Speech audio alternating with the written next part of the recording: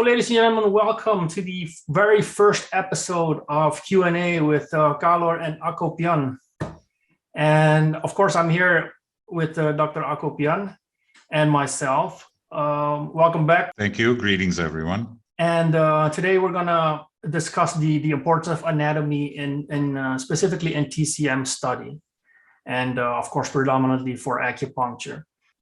Anatomy is the study of the body. So the actual term derives from the Greek verb, and correct me if I'm wrong, anatomein, which means to cut open or dissect, right? It describes the most important process of this field. Mm-hmm. So the opening and dissecting. And it's probably the oldest scientific discipline of medicine. First documented, I believe, in the 3rd century BC. Yeah, 300 BC. Yeah. And of course, you have Claudius Galen, who also did some in Greece, who did mostly animal studies. Yeah, mostly animal studies. Yeah. And of course, there were a lot of corrections later by his peers.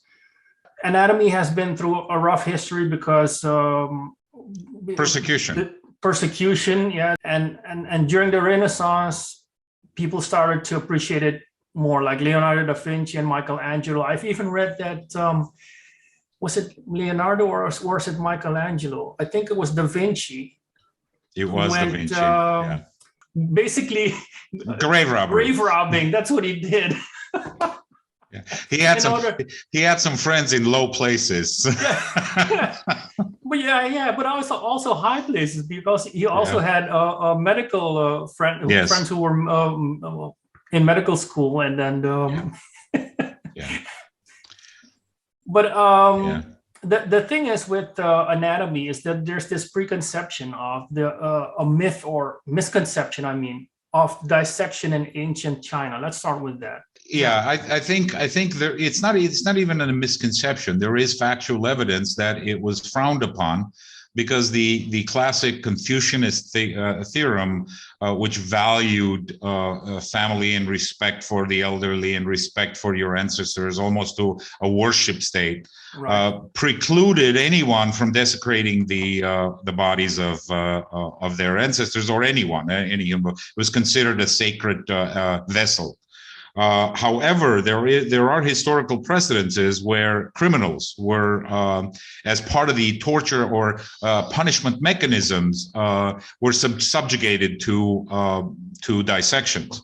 And I will discuss a little bit later about one particular medical text that has been uncovered that actually, interestingly enough, survived what occurred with the Western procession of anatomical studies.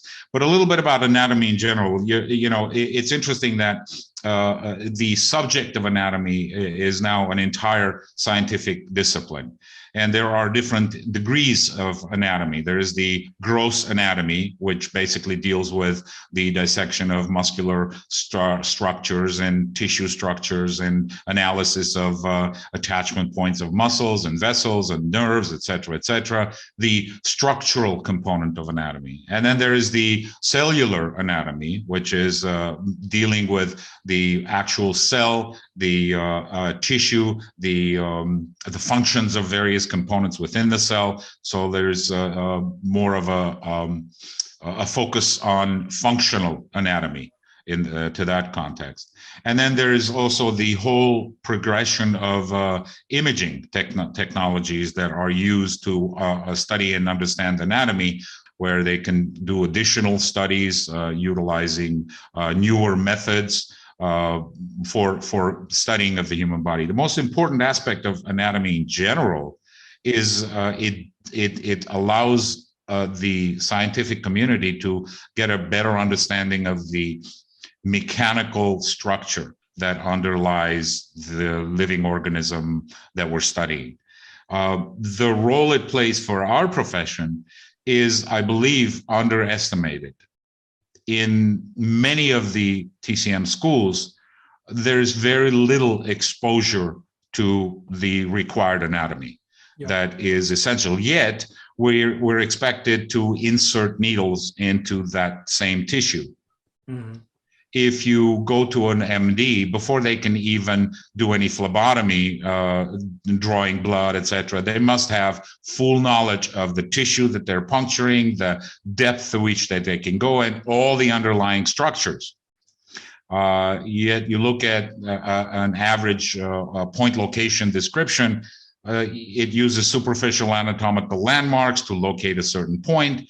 And here's the depth in terms of Zun measurements, and here's the angle that you can go to a certain degree. So I think for us to really get a better handle of what we're doing with that needle, where is it going, what is it, what tissues it's penetrating, to the degree where we can now understand in a hindsight, literally, as a subconscious way to understand as I'm inserting a needle, what am I going through at this point? What tissue did I just puncture? Where did I go? Where have I reached? At what depth can I stop? And more importantly, where is it that I obtain the De Qi? Because that's the essential component of acupuncture. Sticking needles is one part of it.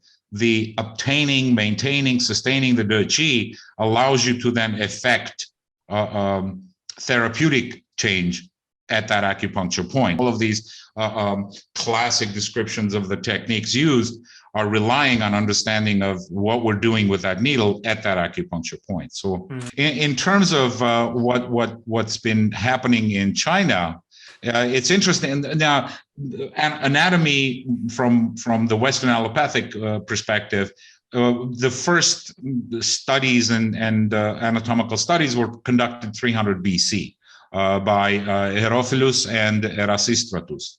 Unfortunately, many of their writings and then subsequent research in anatomical studies were part of the Alexandria library, which got burned down. So most of those records disappeared, and it took almost 1,000 years for it to get a renaissance, if you will, a renewal after, at the Dark Ages. And the biggest contributor was Andreas Vesalius with the 1543 7 volumes, if you will, of the Humani Corporis Fabrica Libri Septum, which is a document, a 7-volume anatomical study guide. And if you look at that material, it then served as the basis for many of the anatomical studies that followed subsequently. A lot of the ancient Greeks, Galen included, even in the Arabian nations, Ibn Sina and his followers conducted cadaver studies and dissection studies, but very little of that information has really disseminated as a classic text. Going to China, having stated the fact that classically dissection was frowned upon as desecrating the body, which is a sacred vessel. However, a discovery of the Mawang Dui medical text, that's what it's called, Mawang Dui, I hope I'm pronouncing it right, in a tomb, has shed some interesting lights. There is actually some very recent research on the manuscripts on those texts and how they reveal and describe the anatomical structures as they pertain to describing, particularly describing the meridian vessels, to the which ultimately ended up serving as the basis during Huangdi era to form the basis for the meridian points and acupuncture points. Yeah, I read about that text, and also because in wartime or persecuted criminals, they were dissected in China. They were even ordered to undergo a punishment. Yeah, it was part of the punishment techniques. Yeah, but also the coroner was ordered to weigh the organs and make note and measurements. Yeah. So there were records of this. Yeah. And I think the problem was also that the missionaries that were in contact with China at that time, they ran into the Chinese way of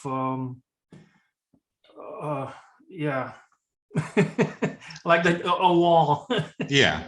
However, even with all of that, I think there's sufficient evidence now and surfacing evidence, and I can share the DOI number for that research article that actually highlights and really describes each of the meridian network described in the Mawangdui texts and how they correlate to a vascular structure and to the anatomical indices and structures in the human body. So we can make that available for our viewers if they want to conduct their own research and look into it in their own time. The significance of all of that is not just forming the basis for the meridian networks, but also the acupuncture points, because the Mawangdui text does not have points on it. It is a vessel. It describes the vessel, the pathway of, and interestingly enough, they actually don't attribute those vessels to organs. The Mawangdui text does not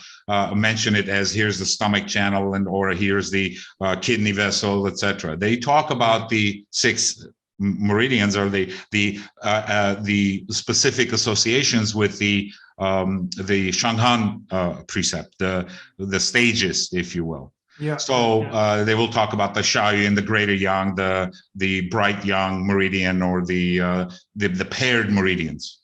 And then subsequently, it was during Huangdi that acupuncture points were developed and identified on those meridian networks. Because this original text is from what period? This predates the Western discoveries, Western anatomical studies. Yeah. You know, from a significance perspective, you know, I get a lot of questions. Well, you know, and dissections. You know, I'm not comfortable, etc. One of the testing baptisms by fire for medical professionals is actually taking them to their first cadaver studies, because you're either going to make it or you're going to break it, you know. Yeah.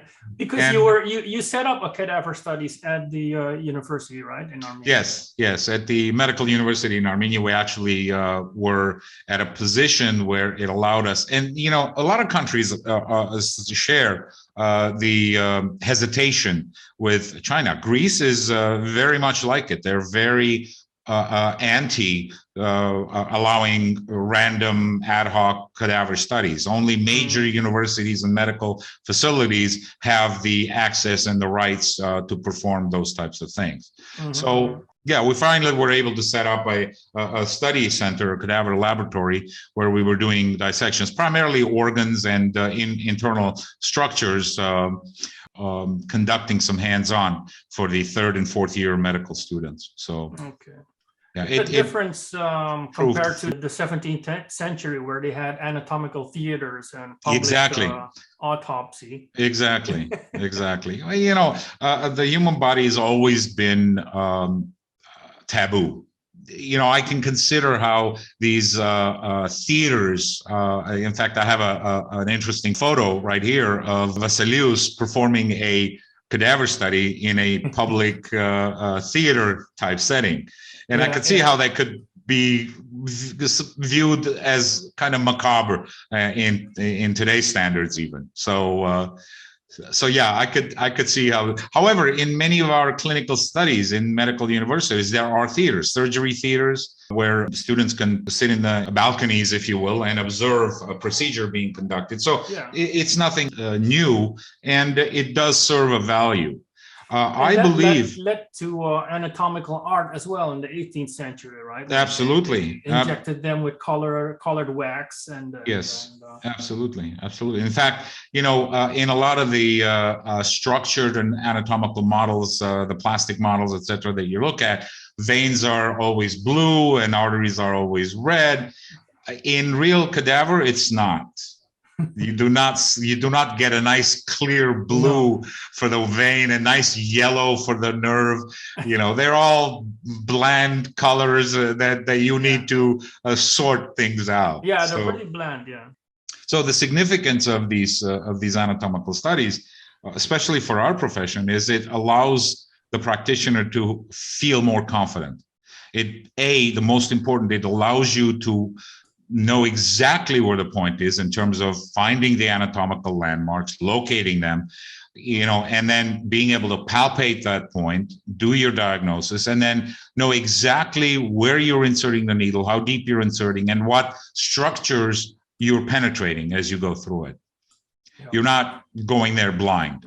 And, to be honest with you, I've been now teaching anatomy for both medical students and allied health students, which includes physiotherapists, chiropractors, and even acupuncturists. And I find that many of them lack the fundamental knowledge of even topographic anatomy, even being able to identify key anatomical landmarks. Yeah, another reason why to emphasize more anatomy in for example, education for physical therapists or acupuncturists. Initiating a whole cadaver study might be difficult for some countries to regulate, but on these levels, but still, then at least more emphasis on the theoretical side of anatomy. Think about where we are today. Technology has gotten us to a point where I can conduct virtual surgery. Right. If I can conduct virtual surgery, I can conduct virtual dissections. I can have video sessions of dissections, guided sessions with annotations, and I have compiled a long list of online resources for our viewers that they can partake. They can go view these sites. There are many, many tools that allow you to create your own dissections. And with these resources, if we can integrate that with good theoretical foundational teachings of anatomy, which I believe should be one of the first courses that every student in our TCM profession must undergo. Right. And because it gives them the foundational confidence to understand the human body, to be able to palpate the human body, to locate things on the human body with confidence. Mm-hmm. Then you can go and talk about meridians. We jump in and we start teaching about the point locations and meridians congruently as we're trying to teach them in the human body. And it confuses, it loses the meaning, it loses significance. So I believe foundational science classes should constitute a core component of first year of education in TCM schools. Then you can talk about, okay, now you understand what the body is, where all the tissues are, where is the fascia and how the fascia is structured. Now, guess what? The fascia is part of Sanjiao, part of the triple burner. Now it starts making more sense than just theoretically describing an organ function of the triple burner to someone who has no conceptual, visual understanding of what a peritoneum looks like. Okay, so let's say now you have the anatomy down, first year anatomy 101, and then you get to the meridian system. How do you superimpose this on this anatomy you just learned? The thing is, there's also been this idea about intangible meridian system. I believe in 1962, there was a North Korean professor who started doing research on providing scientific evidence of anatomical structures that correspond to meridians. Dr. Kim Bong-han was a surgeon, a medical surgeon in North Korea at the university there, and he actually came up with this whole concept of cellular structures that are part of the what he called the Kyung-rak system of circulatory system.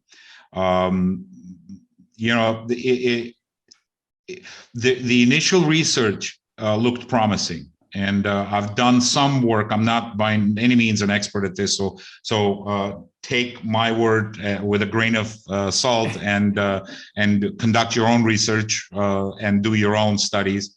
But the initial assessment, and again, at the end of the session today, the TCM community will provide you with certain links and resources that will allow you to conduct your own search and studies in this field.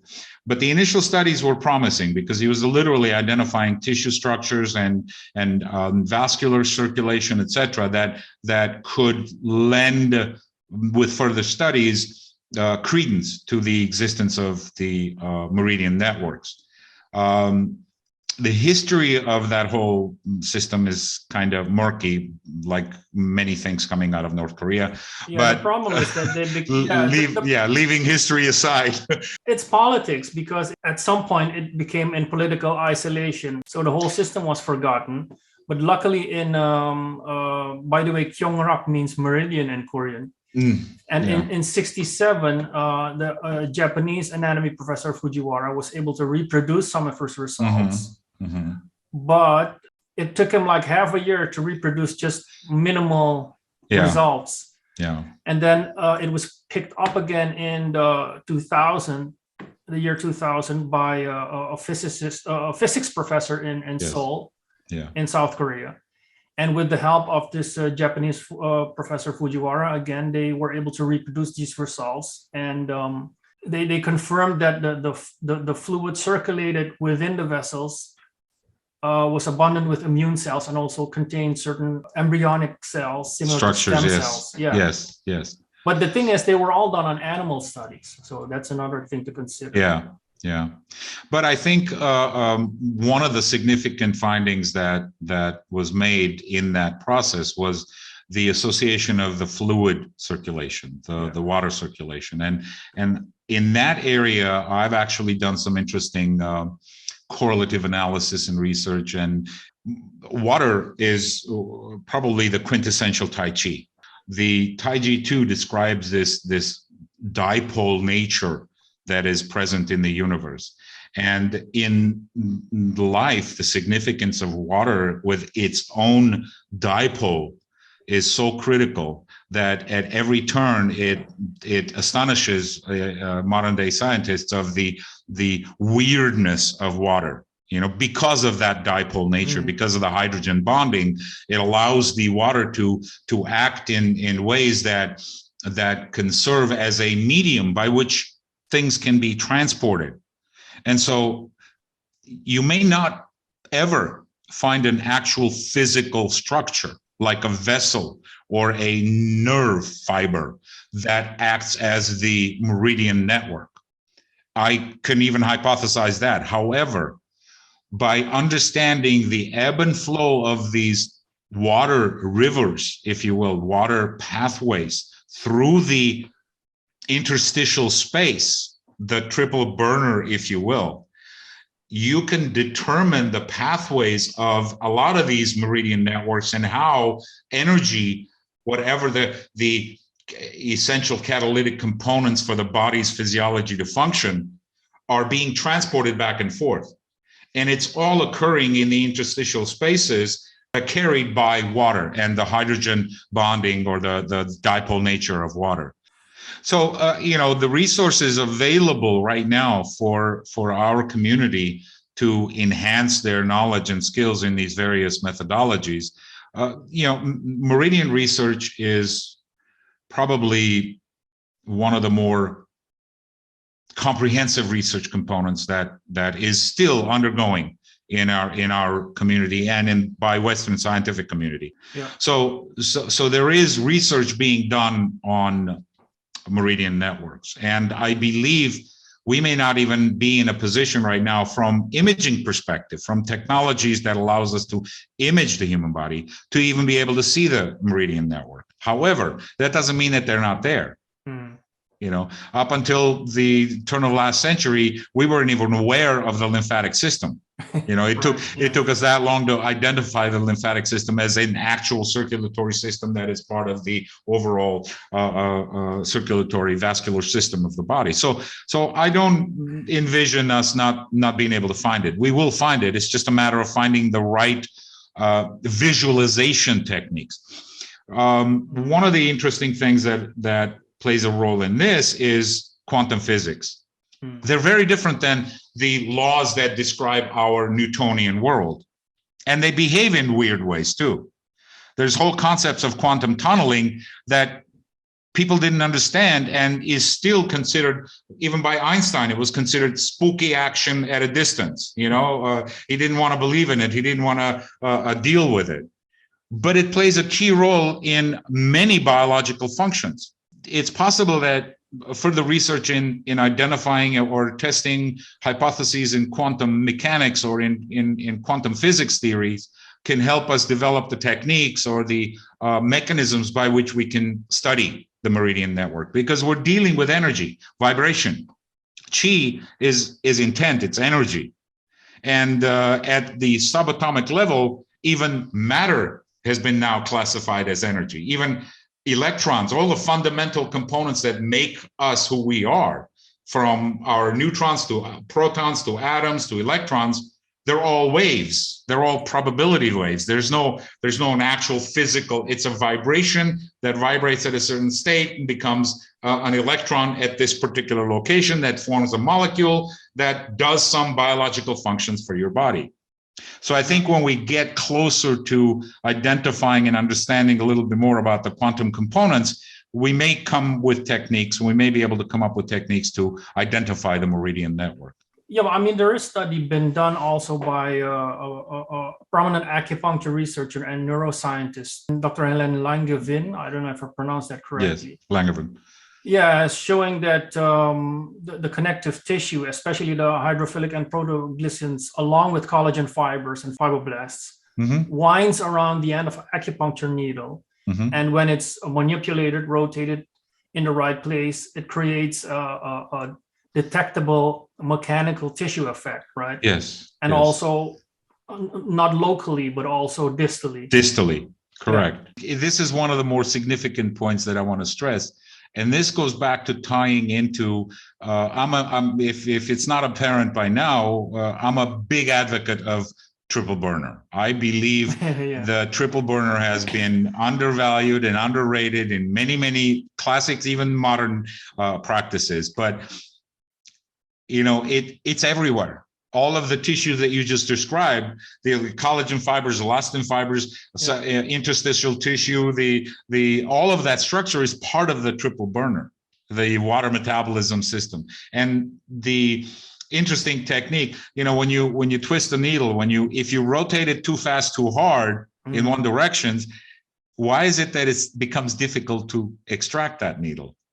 It's because of the fibers that are wrapped around it that creates the resistance to extracting that needle. So there is physical manifestation of the energy that you're inducing with that acupuncture needle, both locally and distally.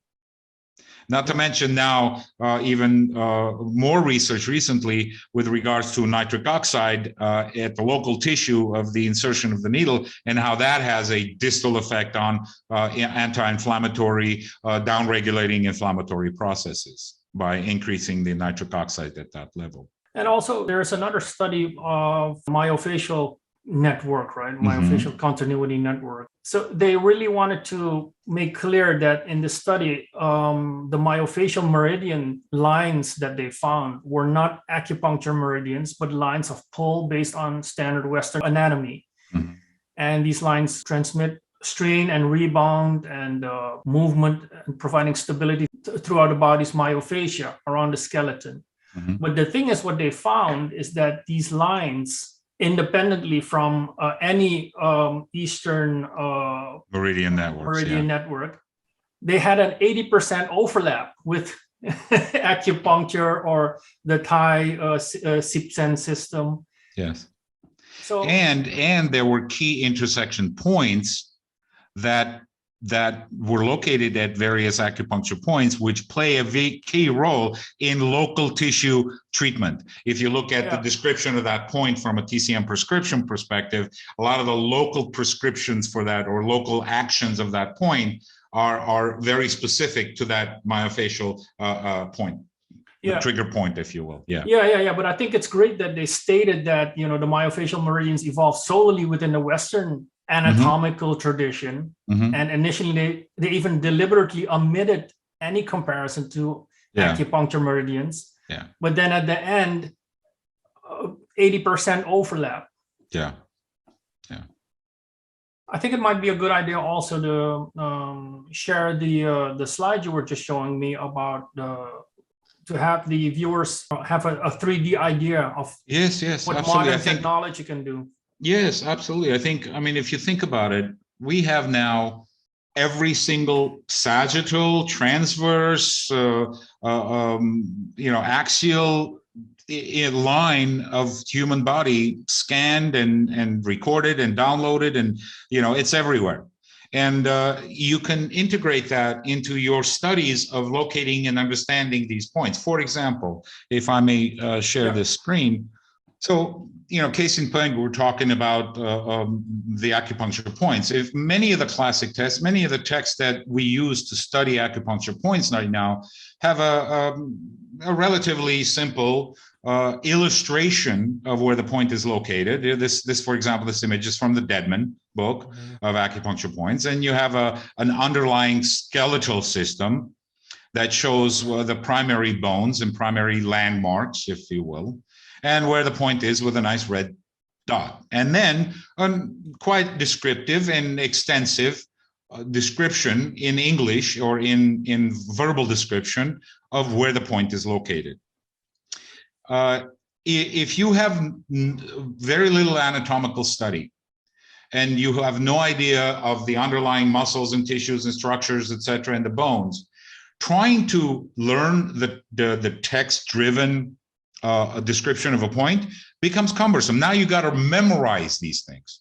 And many students complain about point location being so difficult, and that stems from the fact that they haven't built a really good understanding of the underlying anatomical structures of the human body, and B, they can't visualize this. A text description is great, but it doesn't allow you to visualize. You have to engage both left and right hemispheres of the brain in order to really commit a set of data to long-term memory. And by integrating visual components, it can help. There are many resources. Again, we will share these resources for you, but this is one particular resource that I use often when I teach. Is if you, for example, you're looking at spleen 6 point right here, Sanyin Jiao, and you want to know where it is in an anatomical environment. You can literally go into an online site right now that has the entire human body, sagittal and transverse slices of CT. You can locate the actual slice right where the spleen 6 is located. And you can then view that slice specifically and get a really clear picture of where the various bones, here's tibia, fibula, there's the outlying muscles and the fascia. Here are the different muscle bodies in different compartments. And you can literally see where the spleen 6 needle point is and how deep you can go and what you're penetrating at that point. These types of studying, this type of mechanism of studying, not only enhances the knowledge, but also gives you confidence as an acupuncturist to know how far you're inserting the needle, what you're inserting into, and where you're reaching the actual depth of the needle. So these types of tools should be part of the standard education system for all acupuncturists. It's interesting that one of my teachers used to say in China, you can line up 3 TCM acupuncturists, you can ask them to needle spleen 6, and they will all choose a different spleen 6. Yeah. And that underlying message is actually one of the reasons why we can easily be relegated as pseudoscience by Western scientific community, because even when we're doing research, if one practitioner does spleen 6 here and the next practitioner who's participating in the same clinical study needles it half a tune up or half a tune down, you've now altered the research. You've now changed the research. That's true. On the other hand, the reaction area is it is an area. It's not just one specific point. I understand. However, if you don't even know the fundamental anatomical structures, the superficial topographic anatomy locate, this is what and unfortunately, and like you said, for scientific research, you should try to hit the bullseye every time, and not even the point location, but also the exact depth Exactly. And when I was designing research protocols, we would actually say all of the point locations were marked by one practitioner, and needling was done by one practitioner. Landmark location topographic anatomy is a whole subject that I think every acupuncture student must attain. For our viewers, I think my recommendation would be, if you really want to know when you put that needle in, when you're pushing that needle in, if you really want to know where you're going, there are resources available for you. All is required from you is a little strong stomach. That's it. Because you're going to be seeing potential human bodies being cut open and tissues being flayed out. And if you're okay with that, there are means for you to study the underlying structures. And, we will provide you with the links, and you're more than welcome to research them out. And if you have any questions, feel free to contact us. We'll be more than happy to take up another topic or dig deeper into that topic and understand, study, offer you more advice and insight. I think in conclusion, we can say that acupuncture meridians has been scientifically proven for 80% at least that intermuscular or intramuscular facial planes, they follow these planes. Even individual points have been scientifically confirmed. But the importance is anatomy study in TCM education. Yeah. At an early stage. Yeah. See, if there's one takeaway for all our viewers from this presentation going forward, is know your body first. Study the anatomy, because that will give you so much more confidence in palpating these points, in identifying deficiencies or excesses at various meridian points or myofascial points or subcutaneous tissue layers, etc. And then when you're ready to insert the needle and perform your therapies, it'll give you the confidence to insert the needle appropriately. A lot of my students, sometimes when they're in the beginning stages, they hesitate, and that produces a painful treatment, and the patient is uncomfortable, and it also adversely affects the student's ability to be in the right mindset to obtain the Dutchie and perform the therapy. You have to have that confidence level to literally go in and put that needle in with clear knowledge of how deep you're going, where you're going, without fear, without hesitation. But that's the thing also, if you have a clear knowledge of where what fibers you're going to be hitting, then you have the confidence. You automatically have the confidence. Otherwise, exactly. It's just like sticking your hand in a black box, and then you don't know what's going to happen. But if you know the different layers you're going to hit, exactly, that gives you the confidence, and also know exactly when to stop and reach Dutchie. Exactly. Yeah. Exactly. So I think let's conclude this first episode of Q&A with CNA. Okay. I think it was a very informative one. Yes. We have a lot of links that we're gonna put in the description. If there's anything, let us know, and then we'll get back to you on that. Yeah, and if there's a topic our viewers are interested in, maybe they can let us know, and we can. If there's enough interest in a certain topic, we can put a special session together to address some of those questions. Yeah. Just contact us at the TCM community or put a comment in the comment section below. Right. Great. So see you next time. See you next time. Maybe we'll have a little part that we can do. Pick some topics out of a hat or something. Okay. Or just some comments. I don't have a hat here. I do have I have a skull here. Maybe you could use that. We'll pick some topics out of the skull. We'll do that. All right. Okay. Okay. We'll do a Bagua study. Okay. Thanks again, and see you next time. You have a wonderful day. Take care. Bye. Bye-bye.